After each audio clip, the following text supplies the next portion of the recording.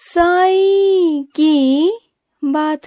बच्चे, जो तोहफा मैंने तुम्हें दिया है ना मेरे बच्चे, वो तोहफा नहीं, वो अनमोल तुम्हारा आशीर्वाद है, मेरा आशीर्वाद जो अनमोल है तुम्हारे लिए मेरे बच्चे, वो मेरा अनमोल आशीर्वाद है मेरे बच्चे। उस आशीर्वाद को तुम्हें संभाल कर रखना है मेरे बच्चे।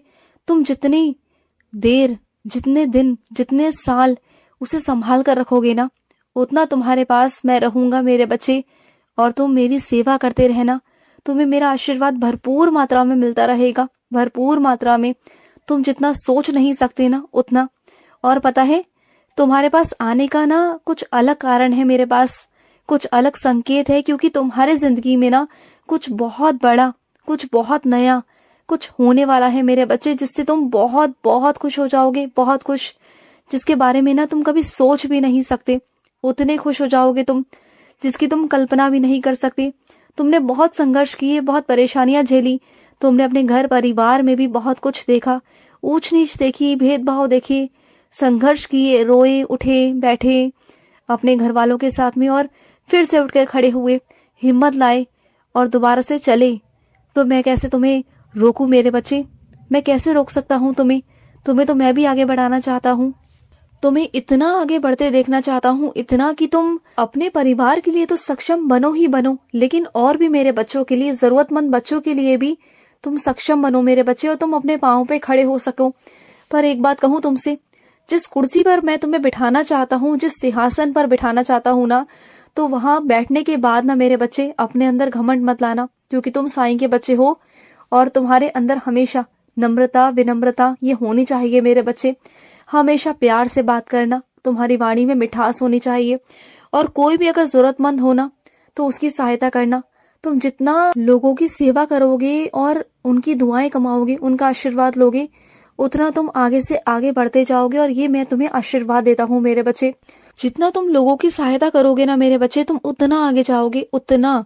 ये मैं तुमसे कहता हूँ, ये मेरी वाणी है, और मेरी वाणी कभी असत्य नहीं होती, ये तुम भी जानते हो मेरे बच्चे।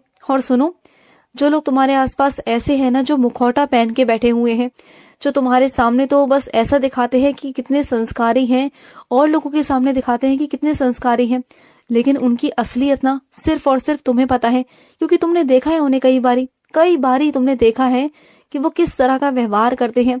बस उनका सब नाटक है कि वो बहुत बड़े संस्कारी हैं, ये हैं वो हैं, दुनिया के सामने बस ईश्वर का नाम जाप करना, ढोंग करना।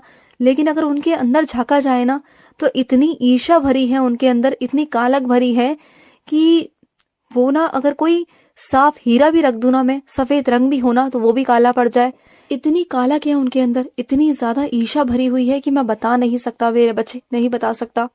और सुनो, जो तुम्हारे अपने हैं ना, जो तुम्हारे बहुत अपने हैं मेरे बच्चे, मैं जानता हूँ उनसे तुम नाराज हो किसी वजह से, लेकिन इसका मतलब ये तो नहीं ना कि अगर वो बीमार हैं तो उन्हें तुम पूछोगे नहीं। ऐसा मत करो मेरे बच्चे। देखो, पूछना तुम्हारा फर्ज है, पूछा तो दुश्मनों को भी जाता है मेरे बच्चे। अगर कोई बीमार होता है ना, तो दुश्मनों को भी पूछा जाता है, तो वो तो तुम्हारा अपना है मेरे बच्चे। तुम अगर नाराज हो तो इसका मतलब ये तो नहीं ना कि तुमने रिश्ता तोड़ दिया या रिश्ता खत्म कर दिया, नहीं ना। देखो, उनसे बात करो और उनकी हालचाल पूछो। वो तुम्हारा इंतजार कर रहे हैं कि तुम कब उनका हालचाल पूछोगे। पता है उन्हें बहुत बुरा लग रहा है कि तुम ना उनका हालचाल भी नहीं पूछ रहे हो। वो तुमसे कोई गुस्सा नहीं है, बस थोड़े से नाराज है। और जब तुम उनसे बात करोगे, हालचाल पूछोगे ना, तो उनकी नाराजगी भी खत्म हो जाएगी और तुम्हारी भी। बात करो, बात करने से नाराजगी दूर होती है, बिना बात करे तो गलतफहमियां बढ़ती है मेरे बच्चे। तो जाओ और जाकर बात करो, फोन करो उन्हें और बात करो, वो तुम्हारा इंतजार कर रहे हैं मेरे बच्चे। और सुनो, जब भी मेरी साईं सा चरित्र पढ़ने बैठते हो ना, तो ये मत सोचा करो कि मैंने स्नान नहीं किया। तो सुनो मेरी बात को, इस वहम को मन में मत लगाओ। जब तुम सुबह सुबह स्नान एक बार कर लेते हो ना, तो उसके बाद जब भी तुम साईं सा चरित्र पढ़ो कभी भी मेरे बच्चे, तो अपने हाथ पांव अच्छे से धोकर फिर तुम साईं सा चरित्र का पारायण कर सकते हो। कोई बात नहीं है, तुम्हारे बाबा का पाठ है, वो तुम्हारे साईं का है, तो इसमें इतना वहम मत किया करो। आराम से जब मन करे तब कर लिया करो, कोई बात नहीं। और सुनो, अगर तुम कभी कभी बीमार पड़ जाते हो और नहीं नहा पाते हो ना, तो तब एक काम कर सकते हो, तभी मुंह हाथ धोकर तो मेरा पाठ कर सकते हो, मेरी साईं सा चरित्र पढ़ सकते हो। ऐसा कोई वहम मत मानना, ना कुछ कहना ना कुछ करना। और अगर ना कोई बात का मन में वहम आए भी या कोई डर भी आए ना, तो सीधा मेरे पास आना और मुझसे कह देना, बस बात वहीं खत्म हो जाती है। 4 लोगों के पास पूछने मत जाना। ये 4 लोग हैं ना, 4 जुबान है इनकी, 4 तरह के वहम है इनके, तो उनकी सोच में मत जाना, उनसे मत पूछना, उनसे बिल्कुल भी मत पूछना। सीधा मेरे पास आना और मुझसे पूछना, मैं तुम्हें जवाब दूंगा। देखो, तुम्हारे और मेरे बीच ना कोई नहीं आना चाहिए, सिर्फ तुम और मैं मेरे बच्चे। और ना ये वहम वगैरह ना बिल्कुल मत किया करो, क्योंकि तुम्हारा साईं किसी भी वहम में नहीं पड़ता। तुम्हारा साईं बिल्कुल साधारण है। अगर तुम्हारा मन साफ है, तुम्हारा दिल साफ है ना, तो बस बात खत्म मेरे बच्चे। कई मेरे बच्चे तो ऐसे हैं कि उनका मन साफ नहीं होता, उनकी नीयत में खोट होती है, लेकिन फिर भी साईं सच्चरित्र पढ़ रहे होते हैं। उन्हें लगता है कि उनके बाबा नहीं जानते हैं, और जो मैं साईं सच्चरित्र पढ़ रहा हूँ ना, बाबा बस वही देख रहे हैं।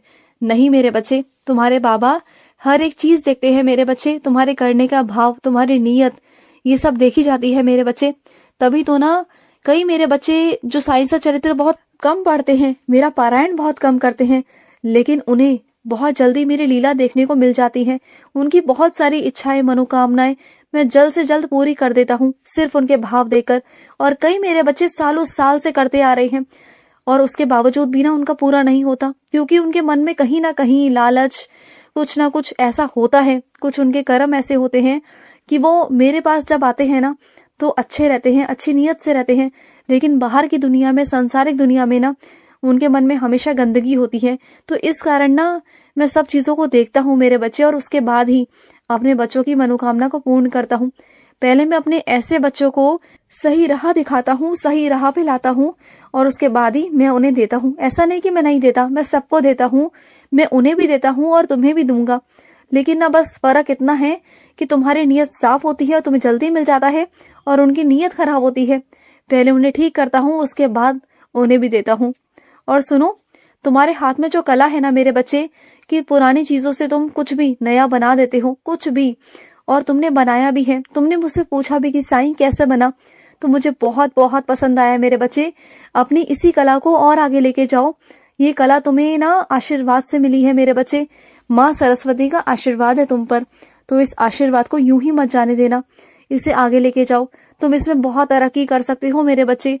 किसी भी चीज को तोड़ मोड़ कर, पुरानी चीजों को नई तरीके से बनाना, उसको नई चीज बनाना, ये हर किसी की बात नहीं होती मेरे बच्चे, और तुम में है ये, तो बनाया करो मेरे बच्चे। और सुनो, कल ना तुम्हें कहीं से निमंत्रण आया है मेरे बच्चे, मेरी पाठ पूजा का, तो वहां जाना जरूर मेरे बच्चे।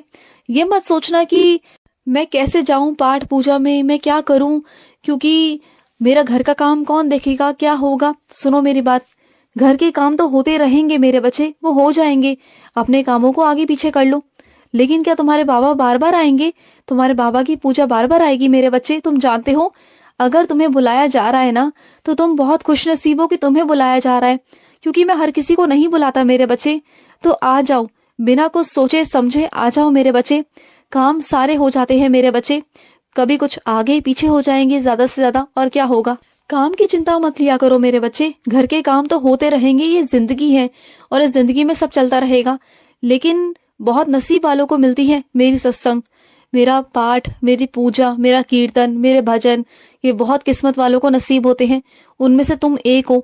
तुम हो मेरे वो खुशनसीब बच्चे जिसके ना बहुत प्यार करता हूं मैं, और इसलिए तुम्हें बार बार बुलाता हूँ। खींच कर लेकर आऊंगा, अगर नहीं आए तो इंतजार करूंगा तुम्हारा, आ जाना, ठीक है ना। और सुनो, परेशान मत हो, तुम्हारा काम हो जाएगा। बहुत चिंता कर रहे हो तुम्हें लग रहा है कि तुम्हारा काम पूरा नहीं हो पाएगा। तो सबसे पहले अपना मन को, अपने दिमाग को स्थिर करो और काम में लगाओ। उसके बाद सारा काम हो जाएगा। और ये दिमाग से निकाल दो कि तुम्हें नहीं आता, तुम नहीं कर पाओगे। जब तुम करने बैठोगे ना, तो तुम ही कर पाओगे, तुम देख लेना। तुम्हें ना मैं बहुत शक्ति और बहुत ऊर्जा प्रदान करूंगा, जिससे तुम सारे काम सही तरीके से, अच्छी बुद्धि के साथ में कर पाओगे। ठीक है, मेरा आशीर्वाद है तुम्हारे साथ। खुश रहो। आज का साई संदेश समाप्त हुआ।